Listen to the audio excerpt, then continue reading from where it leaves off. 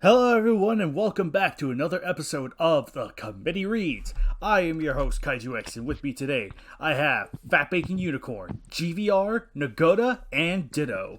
And today, we are reading match number 18, Godzilla, Showa 75, Baragon, Showa, Gorosaurus, and Manila, Showa, versus George, Lizzie, and Ralph.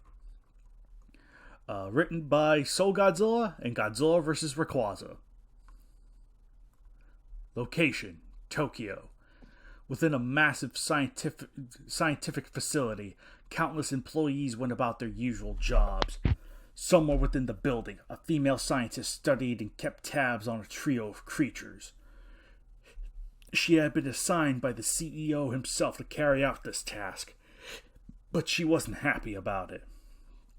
Dr. Elizabeth Veronica wasn't happy because she wasn't observing three creatures contained safely in cages or something similar. She observed them through a television monitor. Nobody in this building was happy. They were forced to work under threat of being fired from their jobs. All the while, chaos happened around them. For around the building was a city in flames, for Tokyo was once again the target of colossi with the desire for destruction. It had been a year since the incident which caused the facility, owned by the multi-billion-dollar corporation Scum Labs, to explode. As if the explosion that killed many scientists wasn't bad enough, this accident caused three unfortunate employees to mutate into giant monsters, which was probably due to a certain experiment that the transitional corporation had been working on. It would evolve life forms into monsters that they planned to control and weaponize to combat the Kaiju that attacked humanity. Rather than giving the three monsters their own names, it was decided they would retain the names they had before the accident. The giant wolf Ralph, the mutated ape George, and the fire-breathing reptile Lizzie. The trio of mutants had destroyed all of Scum Lab facilities, as well as causing severe damage to the cities they came across and consuming countless innocent people. But after the trio had killed the CEO of Scum Labs, who had himself turned into a monster, it was Dr. Veronica, the last survivor of the Foundation, who stood up against the monsters to undo her mistakes. She used a spaceship to fight the mutants, but she accidentally shrunk them instead of killing them, not realizing she had used a shrink ray. Instead of having them killed, the three monsters were captured by the military with the help of Scum Labs, who I guess is still around, for further study. For safety, each one was kept in a different country. George was contained in New York City, Ralph stored in London, and Lizzie imprisoned in Tokyo. During this, Scum Labs had also rebuilt their facilities so they could continue their experiments, while making sure this mistake would never happen again. Dr. Veronica didn't want to work at Scum Labs again. She would rather work for G-Force or even study Kaiju that are contained on Monster Island. But she decided to keep her job and work at the company's new lab in Tokyo just to make sure the mutant wouldn't escape, or worse, the Foundation's new CEO, Mr. Z, wouldn't create any more mutations. But so far, despite Mr. Z being a money-hungry businessman, nothing unusual had gone on. In fact, a few days ago, Dr. Veronica had heard that back in America, the rebuilt facility in Salt Lake City, which she used to work at, had developed a new brand of soda called Scum Soda. At first, she was suspicious about this, but then again, it's just a carbonated beverage. What could go wrong? Everything could go wrong. It was that day when the mutants' rampage was thought to have come to its end, when it had only just begun. The exact same day when several employees taste tested the sample of Scum Soda, yet another accident occurred in the rebuilt Scum Lab facility, which caused three more employees to mutate into a giant rat named Curtis, the mutant lobster named Ruby, and the bipedal rhinoceros named Boris. Dr. Veronica's theory of these mutants originated from that it had to do whatever is in those scum sodas they drank. Ugh. Boris, Curtis, and Ruby had destroyed the facility after they transformed and set off to three highly populated cities, where George, Ralph, and Lizzie were contained. Dr. Veronica had seen the news of their breach and had tracked them like she did before, and to her dismay, things were getting worse. New York City had almost utterly destroyed by Boris and Curtis, and they had managed to free George. Curtis was defeated, then contained, when he had been bombarded by an airstrike, but Boris, along with George, had escaped.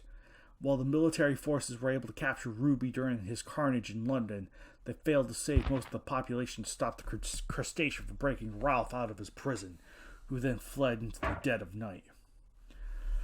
Boris, George, and Ralph now arrived in Tokyo. As they started tearing through buildings and preying on any living beings in their sights, Dr. Veronica widened her eyes as the news broadcast showed the three mutants heading towards G Energy Generator, an enormous skyscraper-sized generator powered by a special energy synthesized from Godzilla's cells.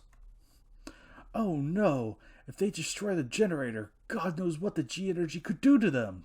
Dr. Veronica panicked. She couldn't take this anymore. She had it with their job. Having to work with a facility that did morally questionable experiments is one thing, but having to unwillingly be assigned and stay and monitor the monsters destroying a city that she's in was too far. So what if she was fired?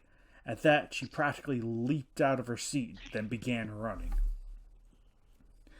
Boris bellowed as he pummeled the towering generator with his fists, while Ralph swiped at it with his sharp claws.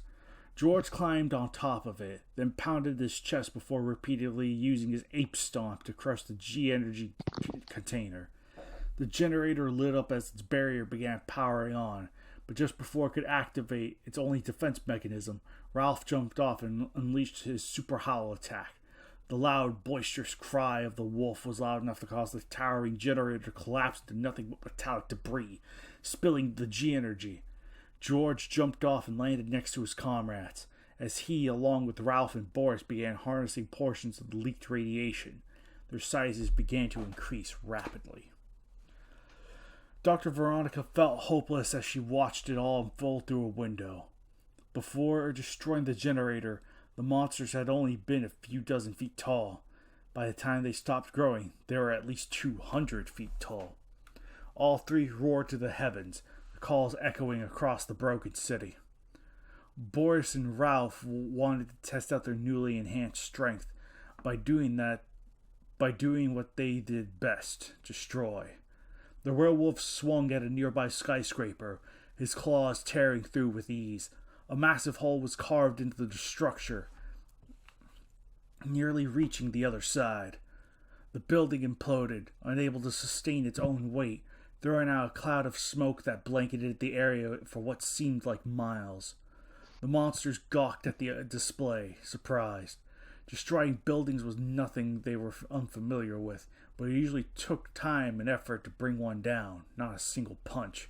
Devilish grins crossed the trio's faces, their lust for mayhem renewed and empowered in ways they thought unimaginable.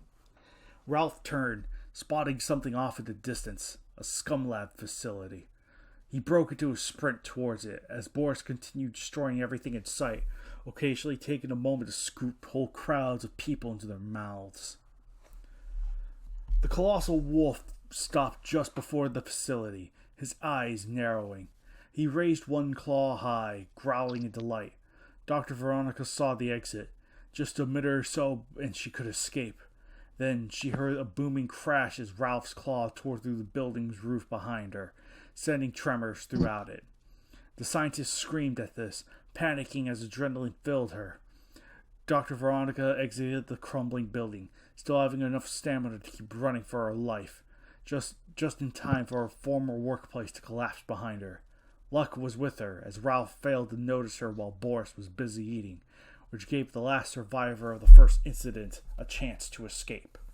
Dr. Veronica felt terrible as she listened to the shrill cries of the employees that were devoured by the two mammalian giants. She could do nothing to prevent them from being a brunch for the monsters to chow down on. She didn't know where she was going, but she knew it would be suicidal to stay here any longer, or hide in any buildings. Any structures would just be traps. The only option left to survive this chaos was to evacuate the city. Meanwhile, George was also enjoying his new powers, but he wasn't focused on destroying everything in his path just yet. He was looking for someone, his greatest champion, along with Ralph, Lizzie. The giant ape soon found a row of tanks standing in front of a giant structure that looked exactly like his containment cell back in New York, which told him all he needed to know. Not wasting any time, George ran towards the building, only to be struck by the tanks that opened fire. George braced himself against the missiles, but to his surprise, they seemed to do very little damage. Giving a devilish grin, George tore a building out of the ground before hurling it at his foes, crushing them flat. The mutant headed towards Lizzie's containment cell and let out a mighty bellow before he tore through the building, instantly reducing it to rubble. Freed at last, Lizzie released a terrifying roar that could be heard throughout most of Tokyo. She looked up at George, surprised to see her primate friend so much taller than her. Wanting to help his friend grow as tall as himself, George pointed to the last G-energy generator that stood tall, giving Lizzie an idea of what she needed to do. Bellowing loudly, Lizzie hurried towards the generator, climbing onto the radioactive machine as she pounded on it with her fists. Just in time, the generator's barrier fired up, pushing Lizzie back as she plummeted to the ground with a shriek. George facepalmed when he saw this happen, groaning. The monkey growled in annoyance when he was lanced into by lasers that came from two Type 90 maser beam tanks. Getting tired of the human's pathetic weapons, George's hands reached out and grabbed the two land vehicles, where he performed a mighty toss which sent the laser cannon tanks hurtling towards the G-energy generator. The damaged machine was unable to endure the collision, making it explode and crumble, burning away like an oil factory that had been ignited. Much like what it did to her allies, the prone Lizzie was exposed to the leaking G-energy, causing the reptile size to drastically increase to George's height. Okay. Alright. Going berserk with power, Lizzie engulfed her surroundings with fire breath. Oh my gosh, I just noticed that. Oh boy. Reducing any nearby structures to cinders. Anyone that was trying to run from the bipedal lizard or were still in the buildings failed to escape the rushing flames, leaving behind nothing but charred skeletons. As ceasing her combustible breath, Lizzie heard faint noises miles away, sounding a bit like a brain donkey. They were coming from another Scumlab's building, the largest one in all of Tokyo. Could it be a new mutant that Lizzie and her allies could befriend? Wasting no time, Lizzie sprinted with speed that belied her size. It took the lizard a minute to tear through the facility with the sharp talons to free whatever was imprisoned. Rising out of his exposed underground containment, he let out a shrill shriek, shattering Lizzie's hopes of being a powerful and fearsome mutant. What instead rose was the small infantile dinosaur, Manila. Manila? Shouted Dr. Veronica, shocked to see him rising out of the wreckage of the facility. Veronica was even more shocked to see Lizzie continue tearing into the structure. The mutant crocodile could smell that Manila wasn't the only kaiju contained within. Suddenly, an orange beam burst out of the nearly destroyed building, striking Lizzie in the belly. The lizard howled in agony as she stumbled back, covering her stomach as smoke curled off it. Manila stepped back as he watched the building collapse, as the second kaiju that had been secretly imprisoned by Scumlabs arose, Baragon. The subterranean dinosaur roared aggressively as he instinctively leapt into the air to attack Lizzie. Baragon tackled the bipedal lizard, sending them both rolling through the streets, clawing and snapping at each other. This was the last straw for Veronica. They had been secretly capturing kaiju within some of their facilities without letting any government find out, or even telling their own employees like herself, knowing they would doubtlessly rat them out. What's worse is that they had contained Mandela, the son of Godzilla, where they must have hidden the child in a special containment field that prevented him from telepathically communicating with his father miles away. Seeing that the company she contributed so much to would go this far for the sake of greed disgusted her. This wasn't even morally questionable. This was just evil. She took out her phone, took a few pictures of the scene before her, so the world would know. Mr. Z, the world is going to want some answers once I show this to everyone, said the scientist, taking a few more pictures before she continued running. Meanwhile, in the Pacific Ocean, 3 rows of maple leaf spines cut through the waves. Nearby sailors panicked, shouting in terror as it drew close. Fortunately for them, the Colossus had other plans. He had been swimming through the ocean for days, searching for someone near and dear to him. He had been unable to find him, but now he could sense him. He would find his son and rescue him. And whoever had captured Manila would soon suffer Godzilla's wrath. From atop Tokyo Tower, George could see Baragon pinning and biting Lizzie. Before George could jump off the giant tower to come to Lizzie's aid, a strike team of jets soared towards them. They fired a barrage of missiles at the tower, blowing up the upper half of the popular observation structure. It would be a controversial decision, but they could rebuild the tower. They had done it before.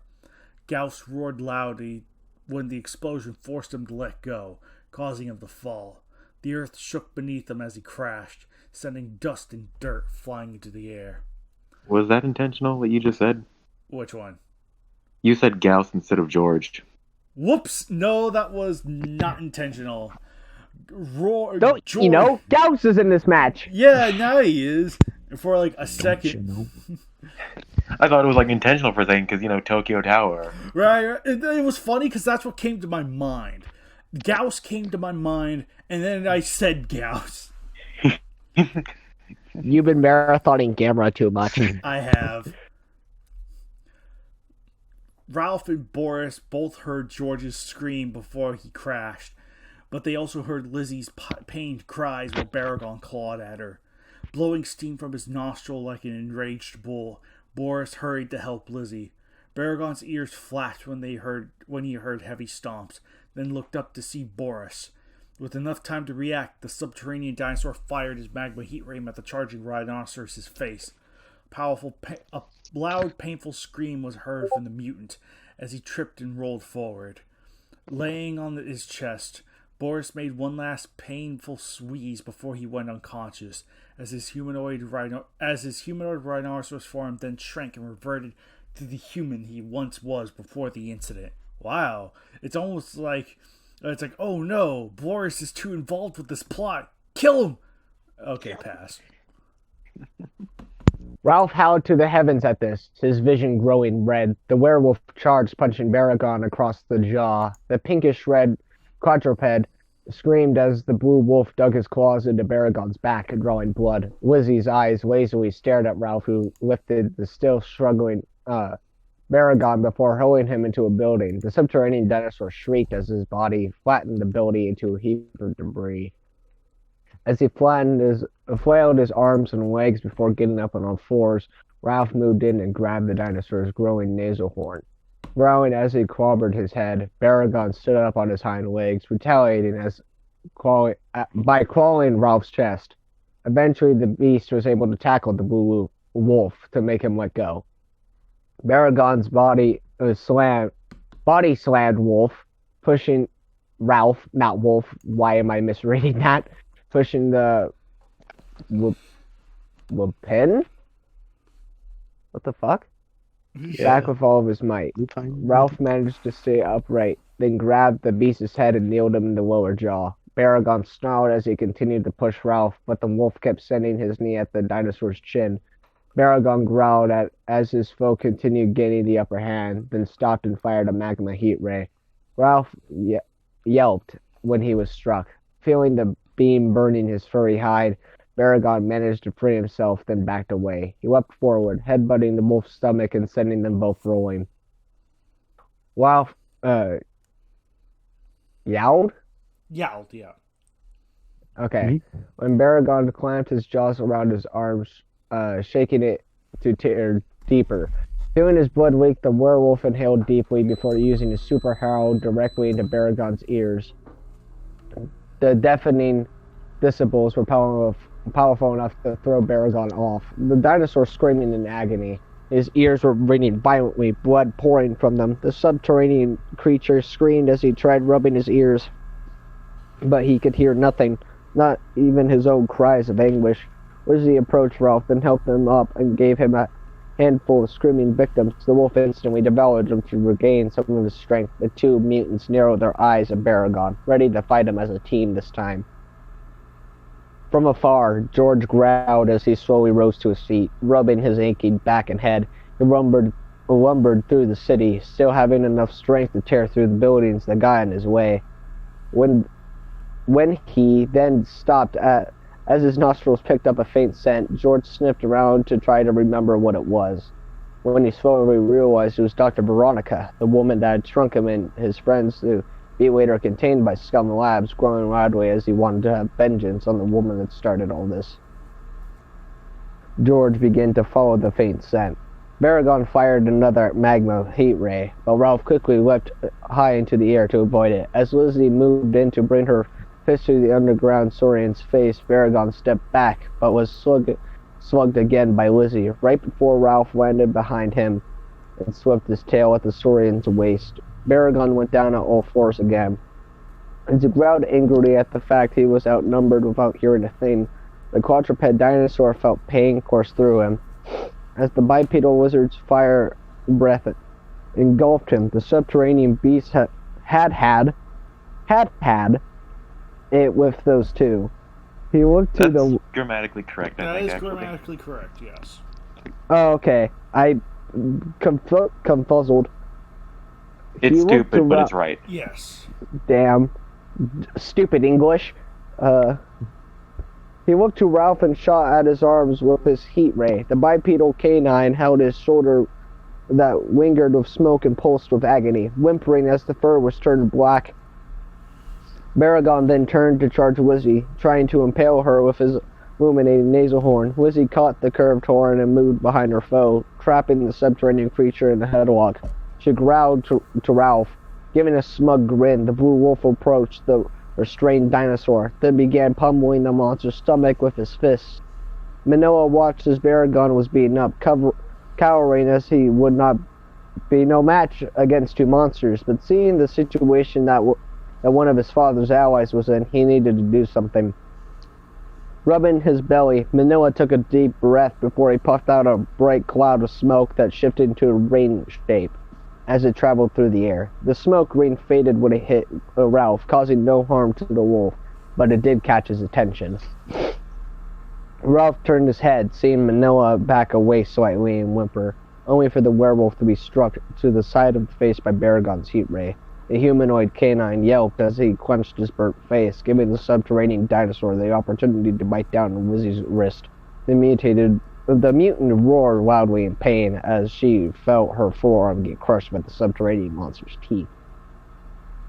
Seeing this as a chance to help Baragon, Manoa hesitantly moved closer to the battle, waiting for Lizzie to turn her back so he could grab her tail. Ralph let go of his face, only to notice the immature Kaiju, prompting him to reach out and grab the Saurian by the head. Baragon's large ears picked up by the panicking cries of Manoa, his hearing slowly returning as he saw Ralph slugging the son of Godzilla in the face. He let go of his wrist to escape and help Manoa, but the reptilian mutant grabbed onto the subterranean dinosaur's tail. Lizzie used her colossal strength to lift Baragon into the air and swing him around in circles. She then let go, watching as Baragon was sent flying until he plummeted onto several buildings. Manoa fell on his back and flailing around like a child throwing a temper tantrum. Ralph growled in annoyance, both at this creature distracting him earlier, and for the irritating noises it made. The blue wolf placed his foot down on the child's tail, pressing it down to ensure that he wouldn't escape. Manoa suddenly shrieked from the pressure on his tail as he looked up and suddenly fired an atomic ray at Ralph's chest. The mutant howled as he stepped back, where he was struck again by the missiles coming from a row of Type 90 tanks. The wolf covered himself with his arms to brace against the firepower of the military's vehicles. When Manila quickly got up, then began to rub his belly, he breathed out a smoke rain, and when it reached the blue canine, it fell over his head and restrained his arms. Manila moved behind the struggling Ralph, trying to keep himself from being hit by the firing Type 90 tanks that were soon aided by the arriving Type 90 Maser beam tanks that fired their high Maser cannons that burned Ralph's fur coat. Manila helped the military out the best he could by biting and swinging his fists at Ralph while the smoke rain prevented the Lupin from moving his arms. Attempting to break free, Ralph unleashed a super howl, making Manila back up as he covered his ears with the powerful vibrations detonated every tank firing on him. The young Kaiju retreated as he covered his ringing eardrums, as Ralph was soon freed. When the radioactive smoke ring faded into nothing, Ralph snarled at the cowardly Manila, pitting him from fleeing this earlier in the fight. With Manila not a problem for now, Ralph charged towards Baragon to resume the fight alongside with Wizzy. Damn, why was that hard to breathe? I can't tell if it's the match or us. Yeah, that's another thing. I can't tell if it's just me, like, being dyslexic, or it's the match itself. I think that might be more us, but a little bit of it could be attributed to the match. Hold on, let me... yeah, like I think it's mostly us, but I think the match isn't completely blameless. Right, exactly. Alright, I was right there.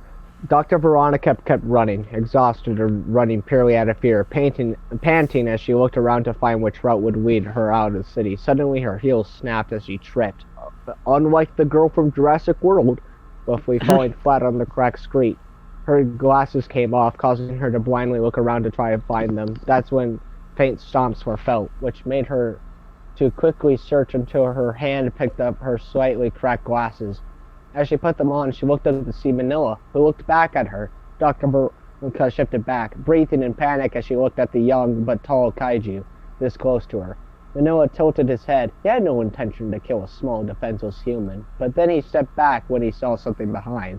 A loud thud was heard, which made Dr. Veronica shudder in fear, as she slowly turned to see George standing right behind her, paying no attention to Manila.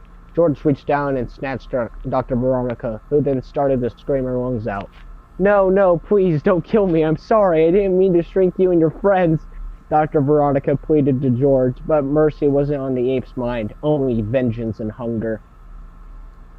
George grinned at Dr. Veronica when he licked his lips before opening his mouth wide to consume the screaming woman, but then Manila quickly grabbed George's wrist.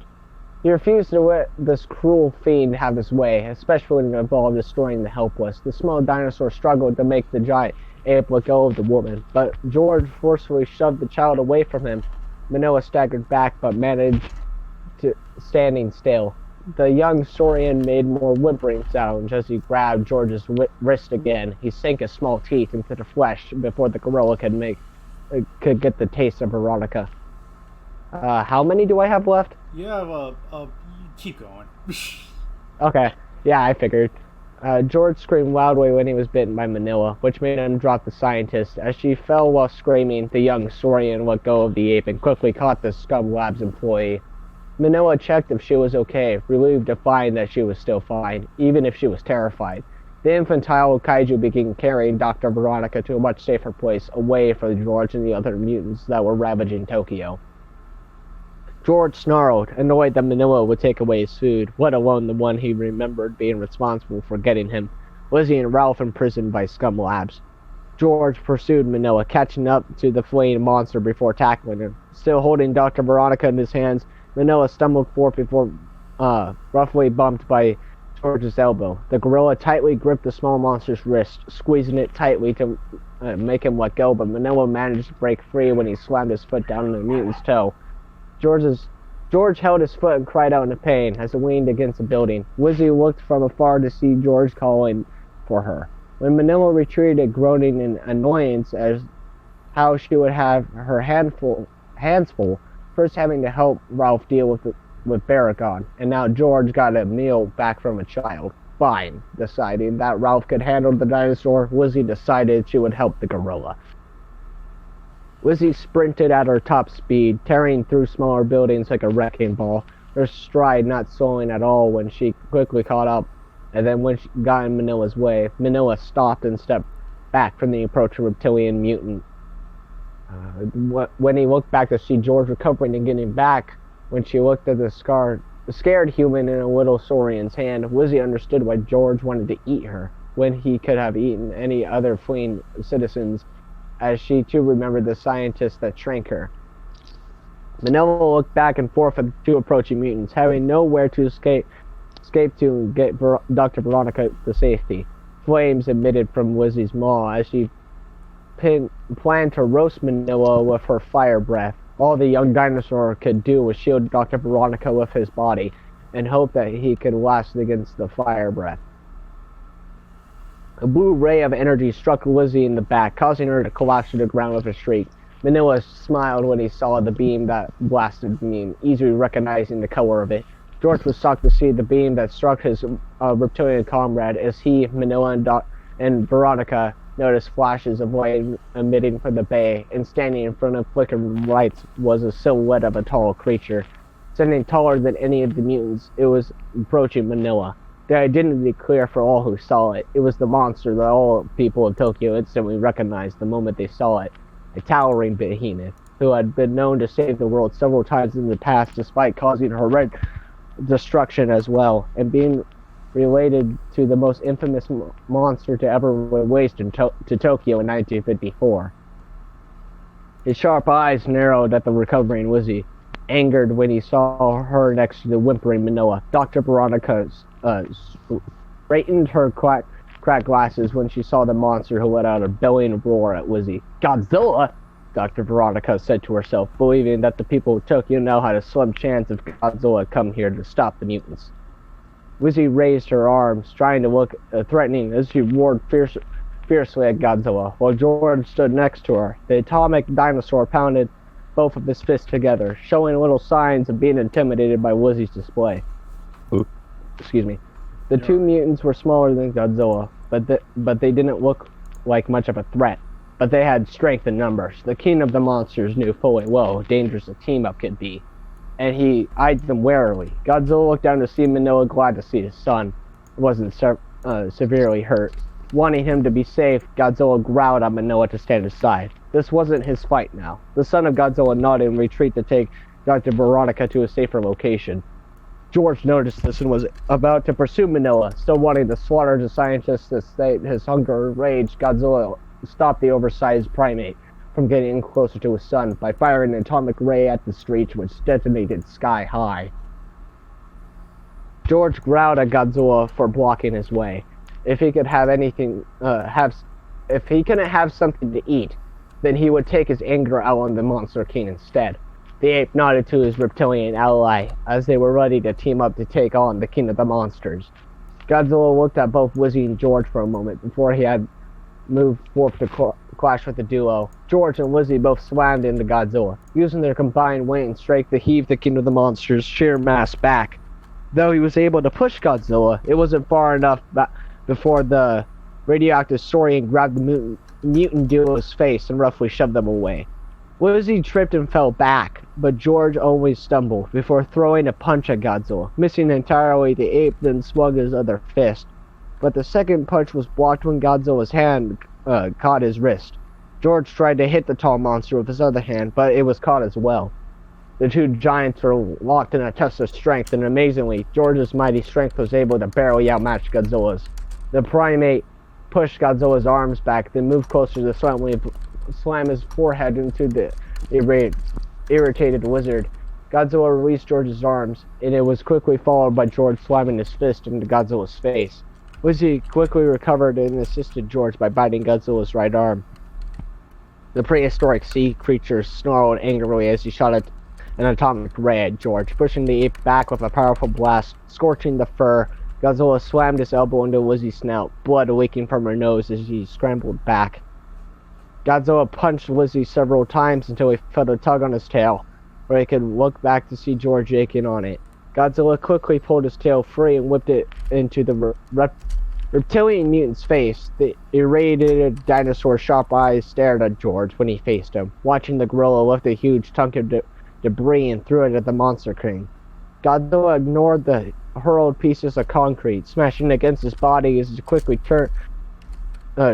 charged towards the giant mammal. Tackling him with his full force, George was pushing back and fell on his knee, but he quickly recovered with an incredible backflip to give his new enemy a kick to the face. Godzilla grunted as staggered back. I feel like there should be but forgetting Wizzy was still behind him, the mutated wizard unleashed her fire breath. Godzilla instantly turned around when he felt the flames licking his back. Jumping into the air, Godzilla fired an atomic ray. The beam sent the wizard flying back as the beam prompted its own user backwards into George, causing the ape to howl in agony as Godzilla slammed into him. Wizzy let out a weak cry as the vaporous beam had scarred through her scaly hide, burning her body badly. Godzilla roared in triumph when he watched the wizard topple and noticed something strange happening to Wizzy. The green scales started to shift into a soft, pigmented skin as the rest of her body not only changed to look more human than reptilian, but also began shrinking. The transformation soon ceased as Wizzy had reverted into a normal, naked woman. Exactly what had happened to Boris. Godzilla reared back, grunting surprise at the sudden change. George was getting tired of all this nonsense. All he and his mutant friends wanted was to cause mayhem in this city. But this new monster, along with Baragon and that stupid infant that stole his snack, came in to ruin all of their fun. George slammed his fist down onto the streets as he got back up. His annoyance soon turned to an uncontrollable rage at the sight of Wizzy's transformation. He viciously pounded on his chest and let out a roar of fury before he leapt into the air to try and cave Godzilla's skull in. The Saurian shrieked from the powerful, unexpected blow to the back of the head, flailing his arms as he was yanked back. The human form of Wizzy woke up when she felt the ground violently shake as George shoved Godzilla down to the ground. "Where am I?" she asked, barely. Blurry. Okay. Only to be shocked when she saw George pummeling down on Godzilla. Terrified by the sheer carnage of the giants, the devoted monster quickly got up and began to flee. Wizzy then moved to an alleyway. Then she saw a row of Type 90 tanks a mile away, aiming their cannons at George and Godzilla before firing. George bellowed angrily, then got up to attack the tanks that were annoying him. Bringing his forearms down to crush one after another, the remaining tanks started to fall back, still firing their cannons before they were too smashed by the fists of the gorilla. Wizzy kept running. Pass. She looked. Pass. Oh, pass. Yeah. Okay. Lizzie kept running as she looked back at George, who was pounding his chest. Then, out of nowhere, more missiles struck the mutant from above from the AH-1S attack helicopters. George tried to get rid of the copters by picking up and hurling a damaged bus, but only one was unfortunate enough to be struck and spiral down from the sky, while the others swerved in the air and unleashed their M197 20mm Gatling guns. Lizzie desperately fled for her life when she felt her pulse racing. The woman soon stopped when she clenched her heart as she felt her heart beating, but she was soon horrified when she looked down, watching as her nails slowly shifted to something more akin to velociraptor claws. "Help! Someone help me!" Lizzie gave a strangled, hissing scream in sheer terror as her human form slowly returned to the monster she became years ago. "Stop! Stop!" She shrieked in fear, her screams for help turned into bellowing growls, when she then let out a rumbling roar. Godzilla groggily rose to his feet, groaning as he faced George, who was being pelted endlessly by thousands of bullets from the helicopter's machine gun. The irradiated dinosaur let out a bellowing cry as he charged in to ram his body against George. The squad of AH-1S attack helicopters halted their smoking miniguns and unleashed a barrage of rockets against both monsters. Lizzie leaped high into the air, saving George from the missiles as she slammed her hands against the helicopters, sending them crashing to the city below. The two remaining AH-1S attack helicopters tried to fly away, but Lizzie quickly leaped through the air and grabbed a chopper, ignoring the whirling blade sliding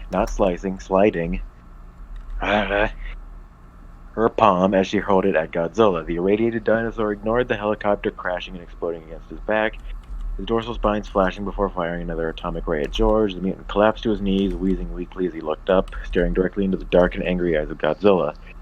The gorilla braced himself for the king of the monsters. To end him, the blue hue of his dorsal spines radiating off of his body, but just in time, Lizzie swung her arm at Godzilla's head out of nowhere, re-entering the fight and knocking his head to the side, sending the atomic ray crashing into a building. Godzilla snarled at Lizzie, roughly throwing a punch at her face. Lizzie let out an enraged cry, the two lizard-like kaiju engaging a deadly fisticuff brawl.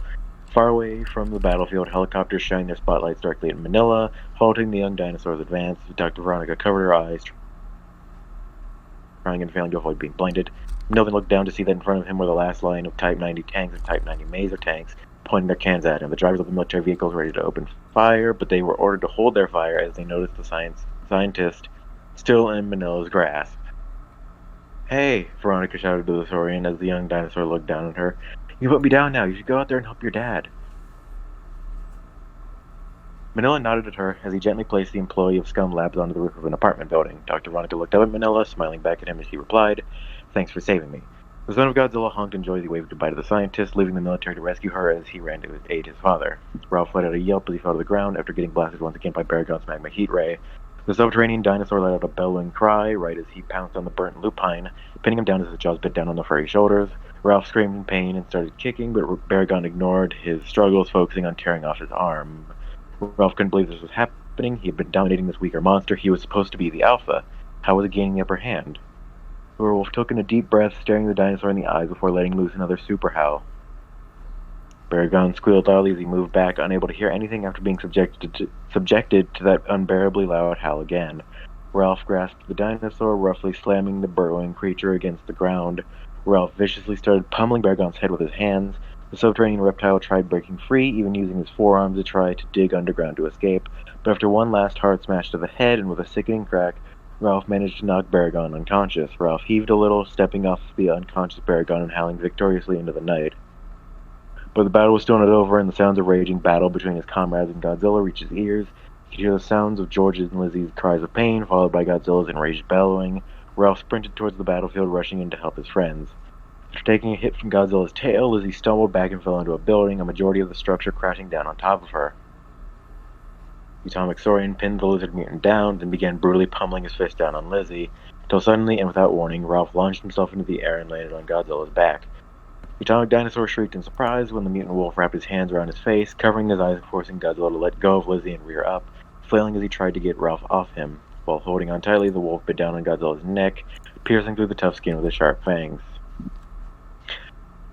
Lizzie pulled herself out of the building and staggered to George, offering her friend a hand. George grabbed the mutant's hand as she helped him to his feet. They both nodded to each other when they saw Ralph mounted on Godzilla, grinning as they moved closer to the struggling dinosaur.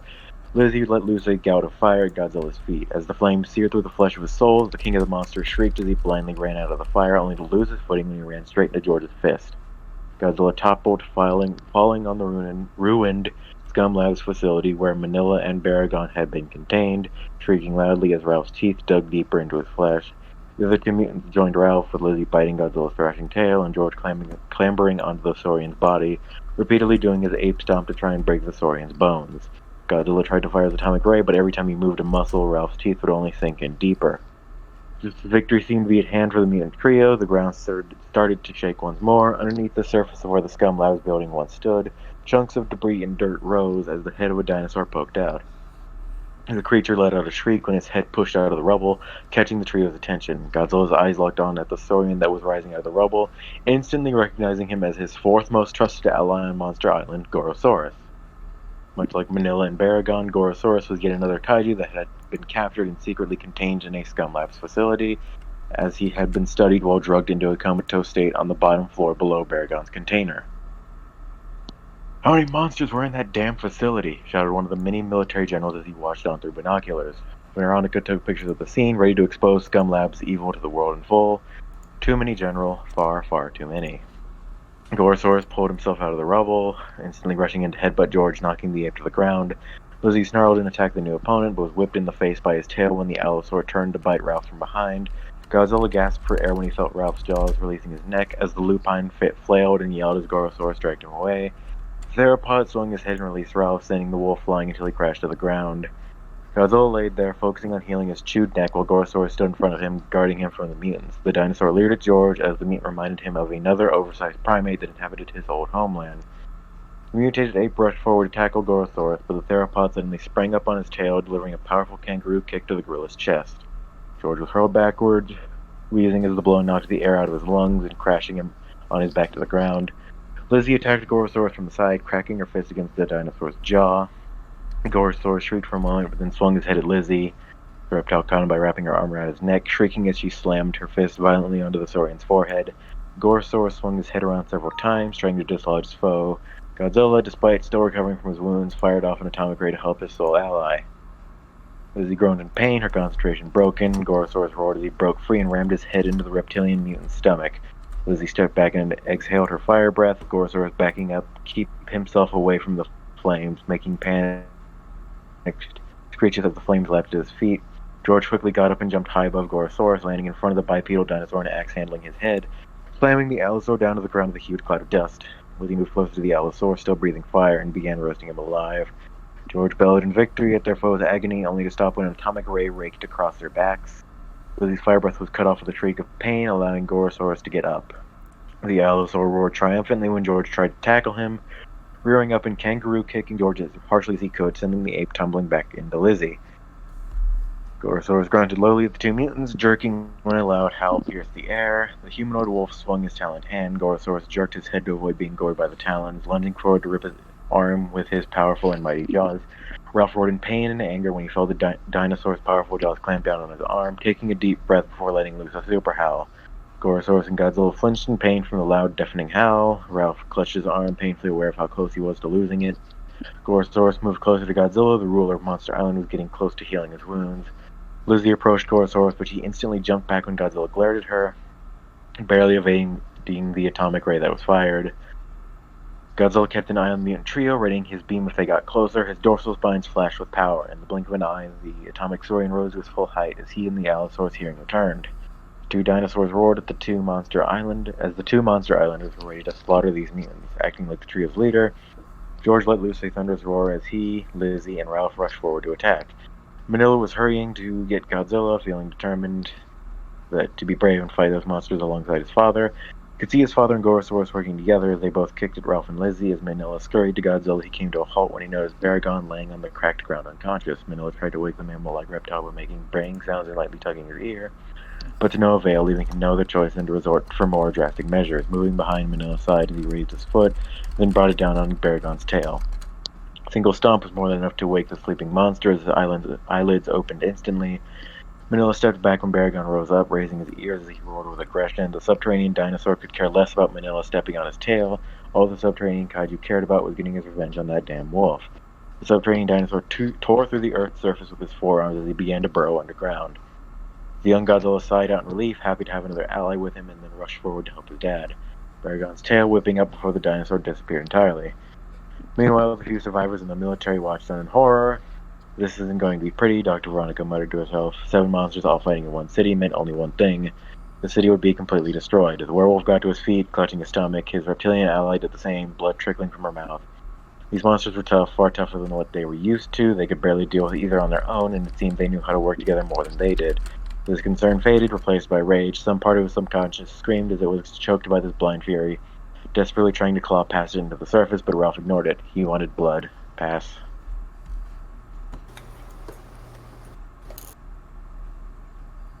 Okay, my turn, right? Yes.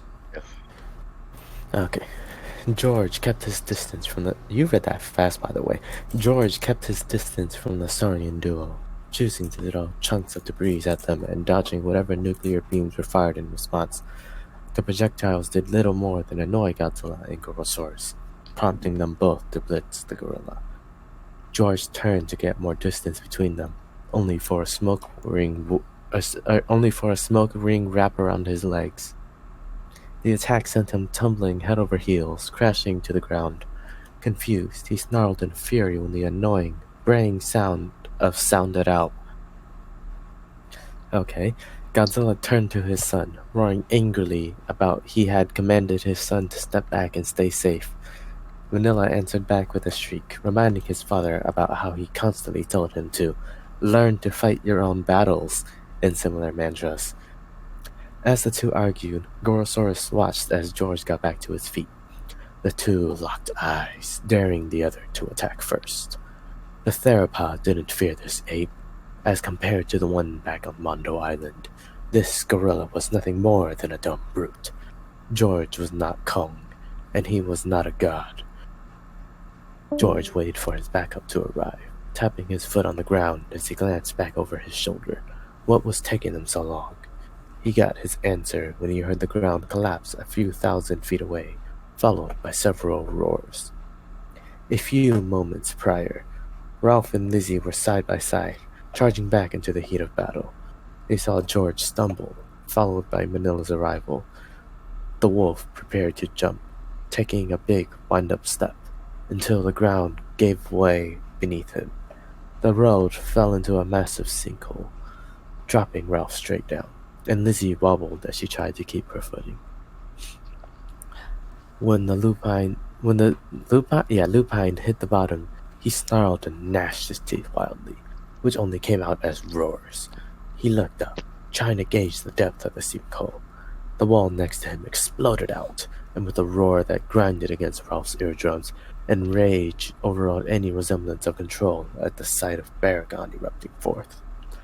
The dinosaur slammed into the wolf's stomach, forcing a wheezed groan out of the mutant. Baragon wildly clawed at his foe's stomach, digging towards the wolf's insides.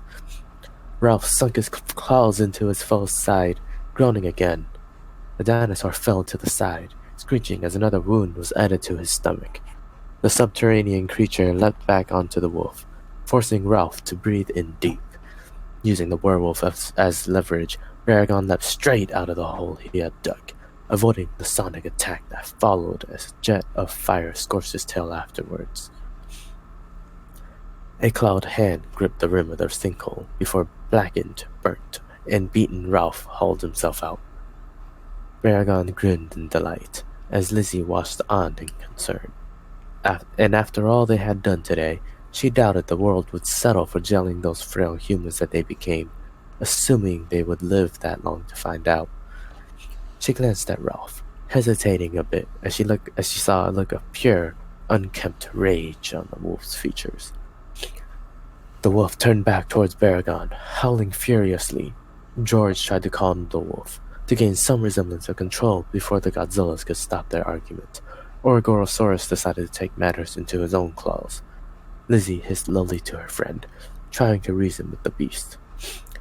But both of his friends' pleas never hit Ralph's mind, as the sound of his own heartbeat overpowered them. The lupine let out a roar that echoed across the city, drawing all eyes to him. They would be dead either way, and he would go out, taking everyone with him. He rampaged forward, breaking into a run on all fours. Godzilla and Manila grunted in surprise, running towards their ally, as Gorosaurus went to do the same. Before he could get far, George got behind him and latched on him with a headlock. Using his other hand, the gorilla managed to force the Allosaurus' jaw shut, grunting from the strain.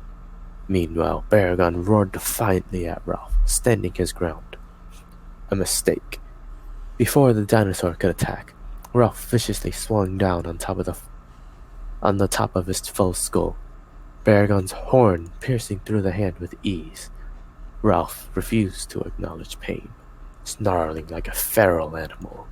Baragon tried to lunge forward and clamp his jaws down on the wolf's leg, but the mutant booted him in the chin.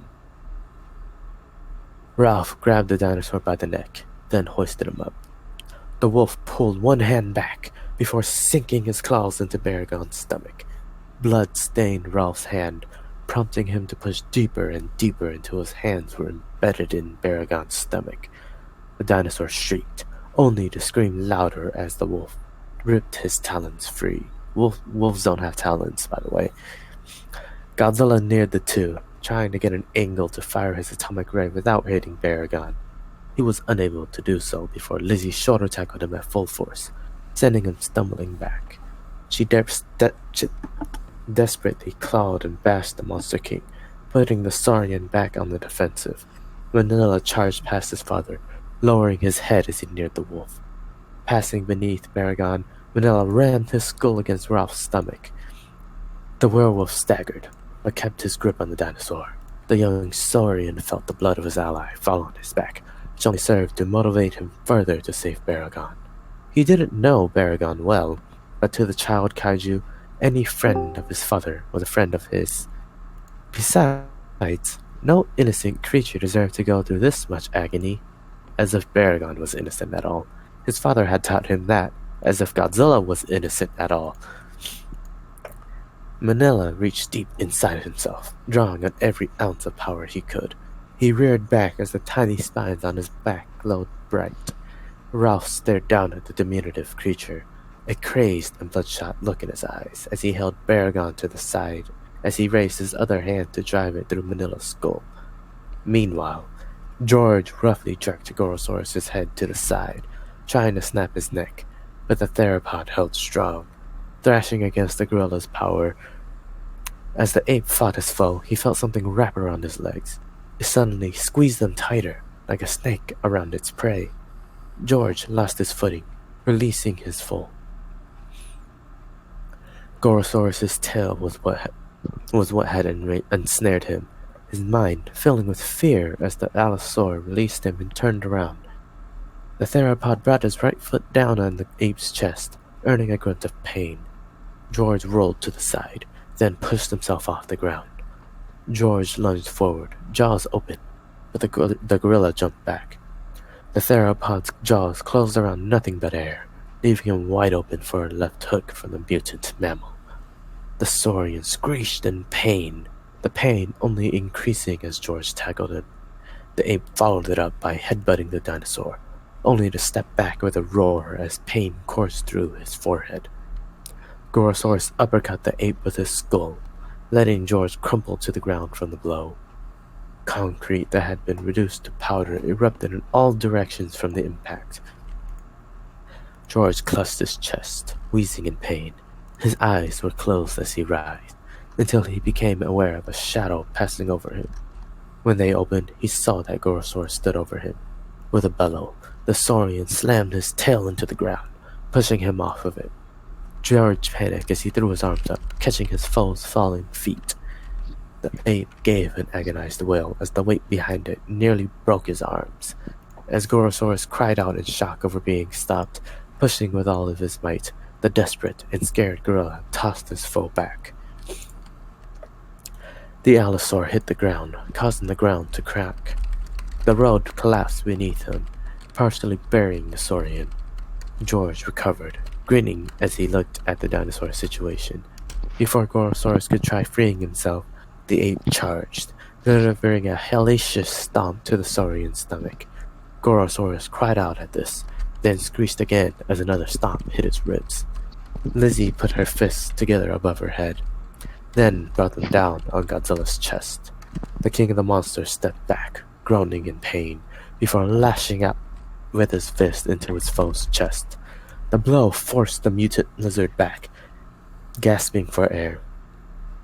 The two reptiles stared each other down, only for their peripheral visions to catch something which made both lose focus and turned their attentions toward the fight. Ralph reared his hand back far, ready to slaughter the little pest once and for all.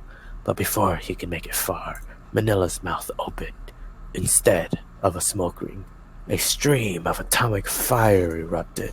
The wolf had less than a second to process this before the beam struck his face.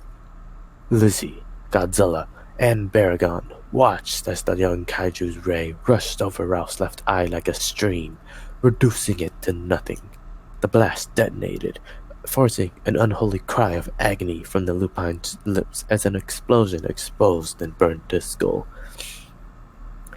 Quick question. I lost count. Do I have 5 more, right? I believe you are at which part again? I think I'm at 18. Beginning of the paragraph. What was the beginning of the paragraph? No, I mean, I have 5 more paragraphs, right? Right. 1, 2, Okay, just wanted to make sure. Baragon hit the ground, landing on all fours. Ralph staggered back, clutching where his eye had once been as he screamed. Manila turned to the subterranean dinosaur, then nodded his head. Baragon nodded back. Then both turned to look at the wolf. They opened their maws, spewing their respective rays at the mutant. The two beams struck Ralph's solar plexus, combining their powers and detonating violently.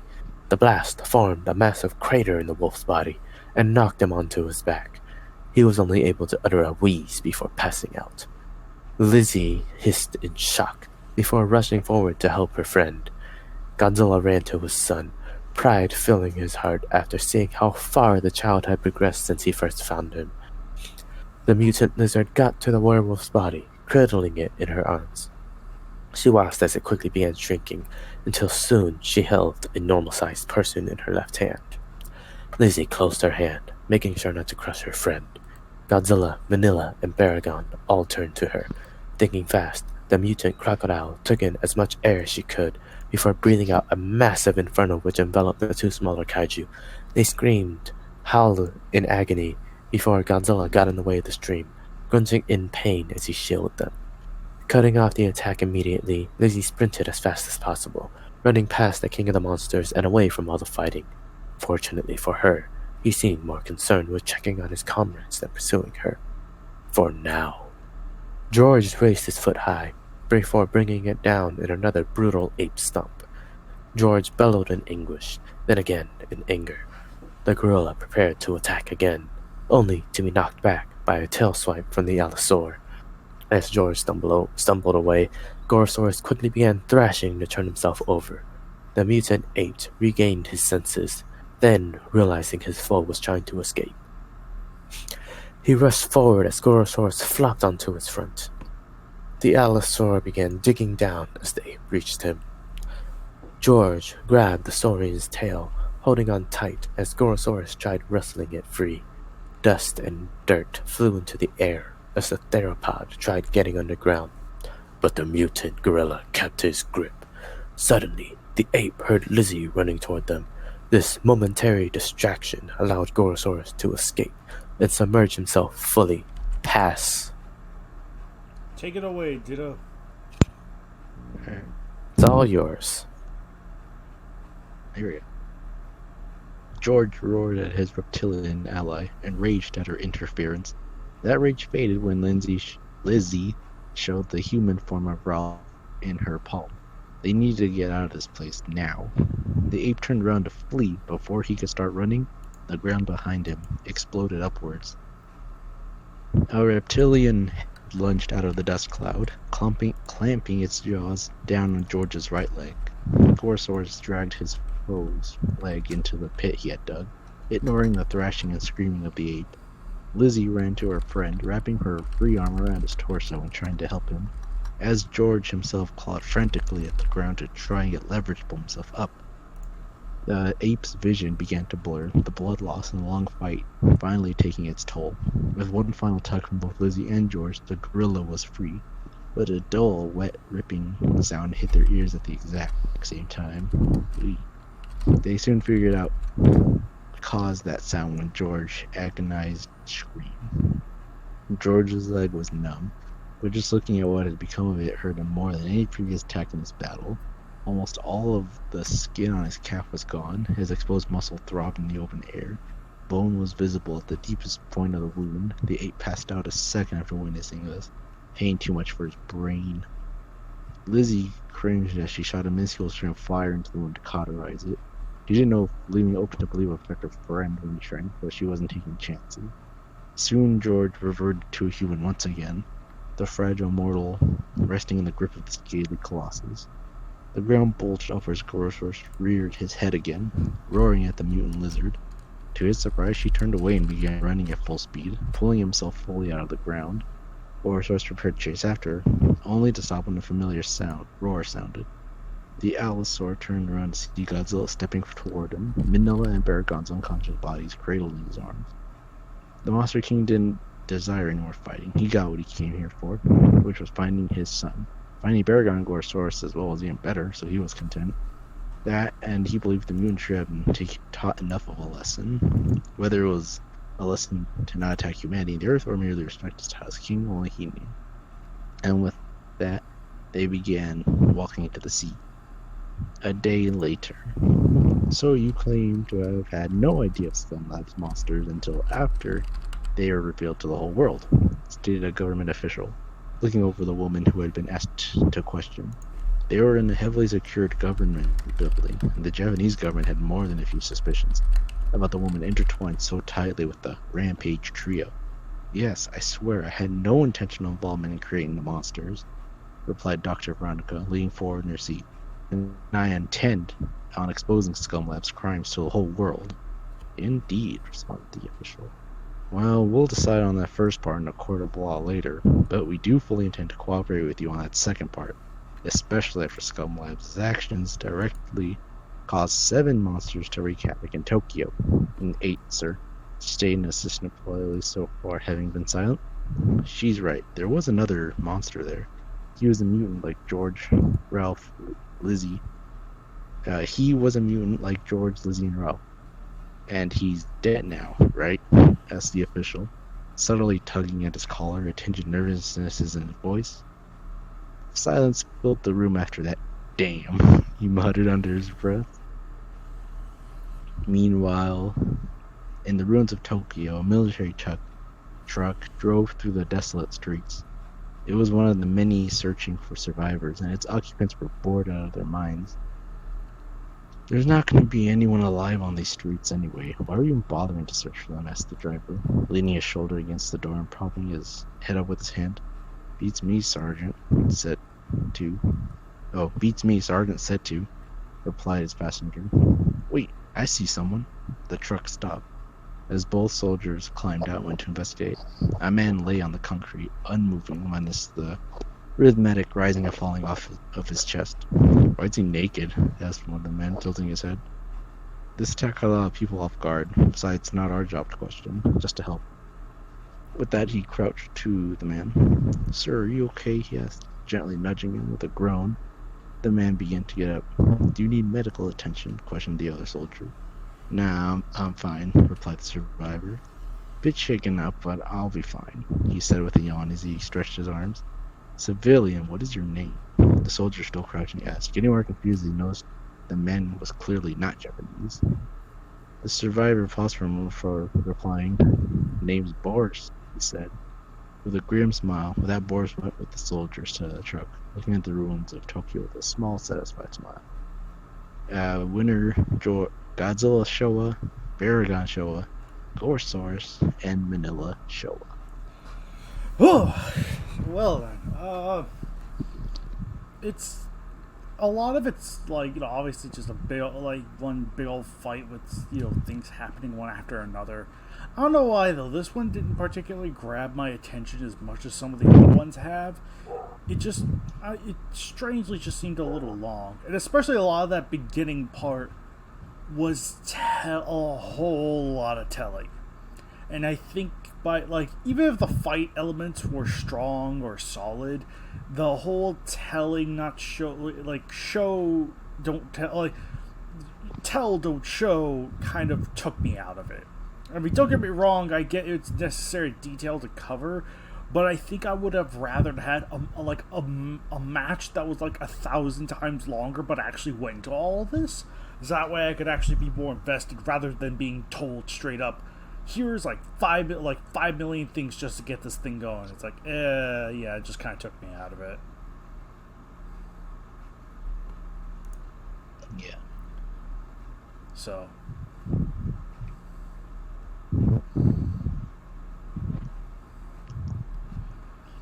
Right, so. My goodness. Yeah, no, I think it's hard, yeah, again, it's hard for me to comment because I wasn't wholly into this one in particular.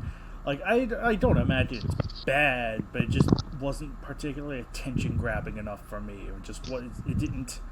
I felt like it could have done a lot more with its premise. Don't get me wrong, I get some of the elements like Boris and the other aforementioned. I don't know, I felt like there were some elements of it too that felt needless. Like, why couldn't we just have the trio break out of their containments themselves? Like, I mean, I don't mind them, like, you know, going from small to big because of G energy. That's neat.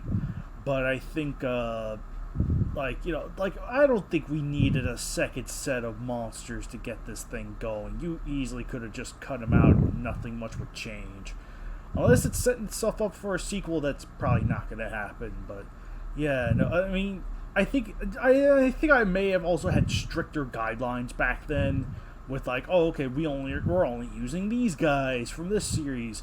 Now it's just like anything goes. So so it's like again, combined with hindsight, I almost do kind of wish, like, if this was going to be the case, then I at least wish that characters like Boris could have had a greater participation in the fight than just the trio. Yeah, no, it's like, it's not a bad match. If you enjoy it, that's fine. It's just it's too much telling for me, and that just kind of took me out of it.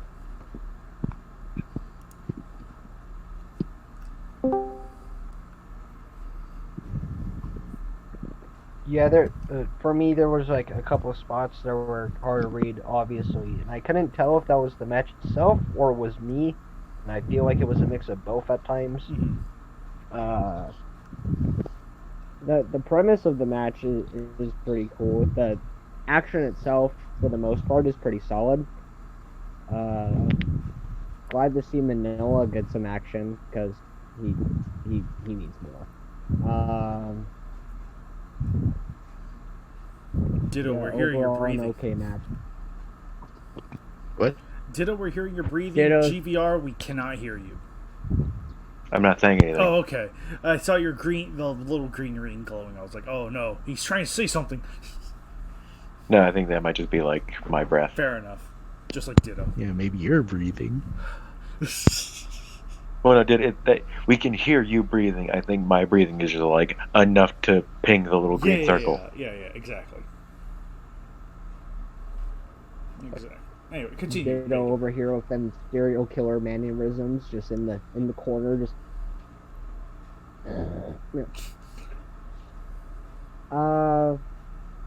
Yeah, no, it's an okay match. I remember liking it a lot more when I first read it, but rereading it, I'm like, ooh, this did not age. Like it's all right. It's all right. It serves it.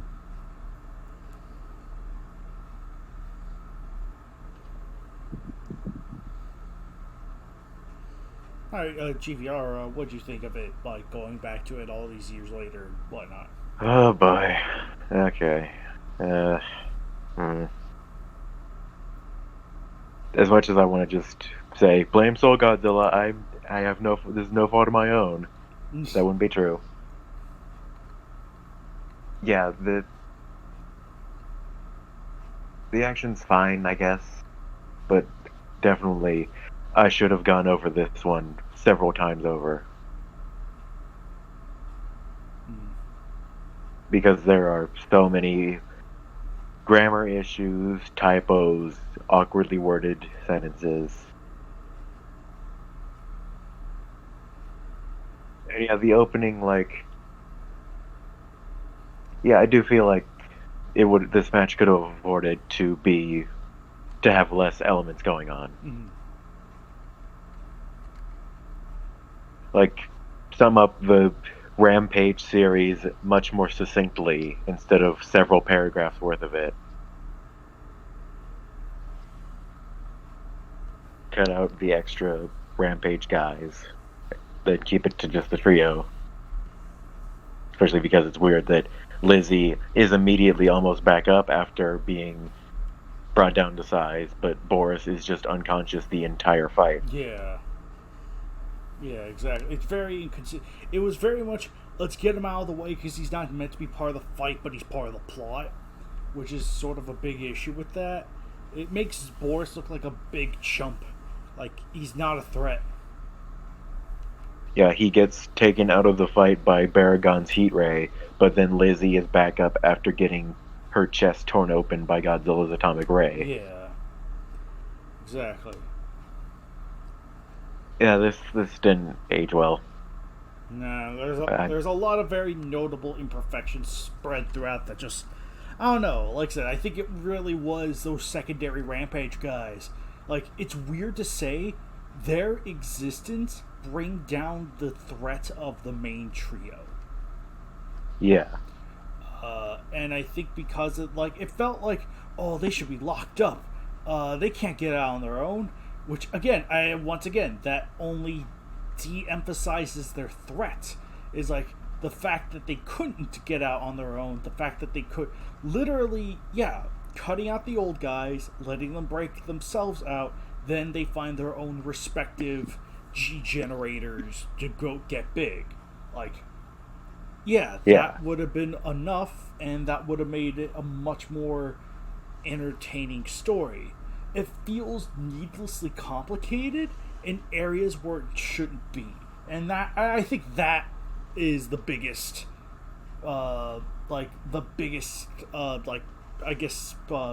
literature sin of the match, is the fact that it makes what should be a simple concept more complicated than it has any right to be.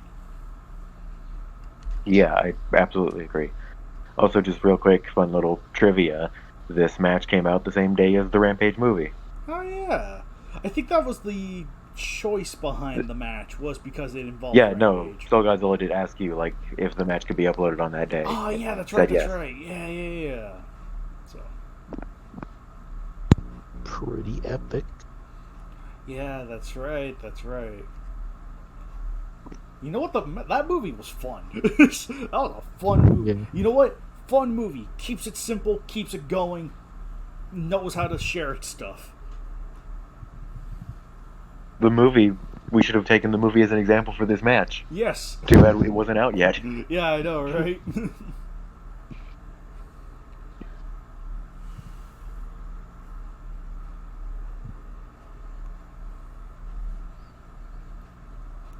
Anyway, Nagoda, what'd you think of it?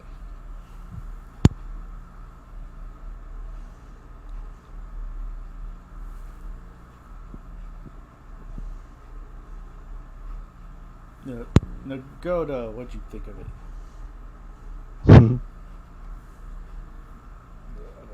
it? Ditto, what'd you think of it? Oh, wait, there he is. There he is. Okay, there we go. I have no idea what happened.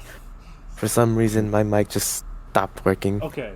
Alright. I just unplugged it, plugged it back in right now, so Okay, cool. you guys can hear me, right? Yes.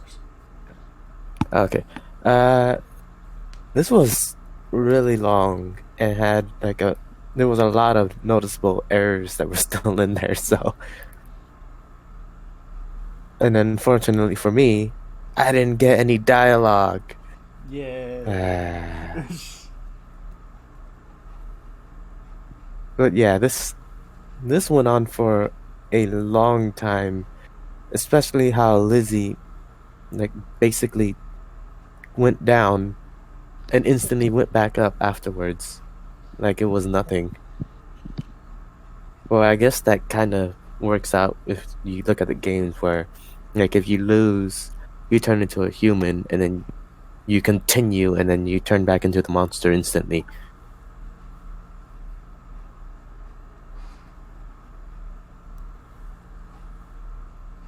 Yeah.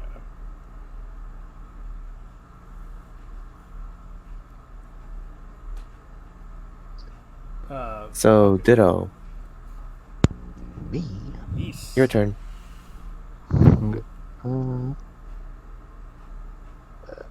Yeah, I agree with what Kaiju X said, but there's a lot of, it tells you a lot of stuff that I think would have been better to, kind of cut, trim the fat off.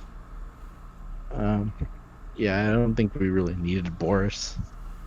I felt like he was supposed to be a combatant, but since he didn't have a card, then he would just, had to be put out of the match somehow. Right. Which, 2018 sounds like a possibility. It was. Yeah. Okay.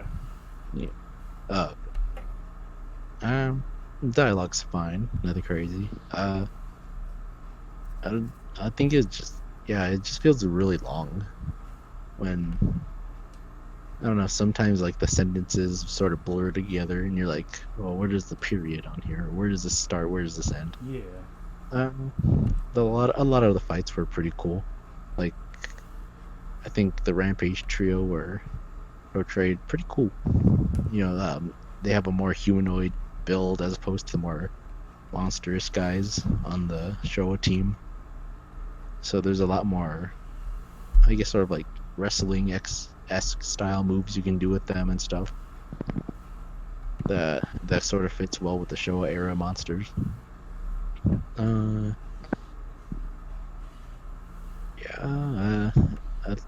Not really a whole lot to say that hasn't been said already. It's pretty solid, but there's still some errors here and there. But overall, it's still pretty good.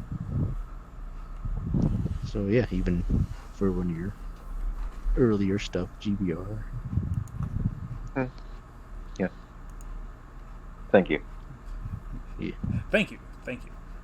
And with that said, this has been KWCE number 18. We will see you guys next time for KWCE number 19. Till then, everyone.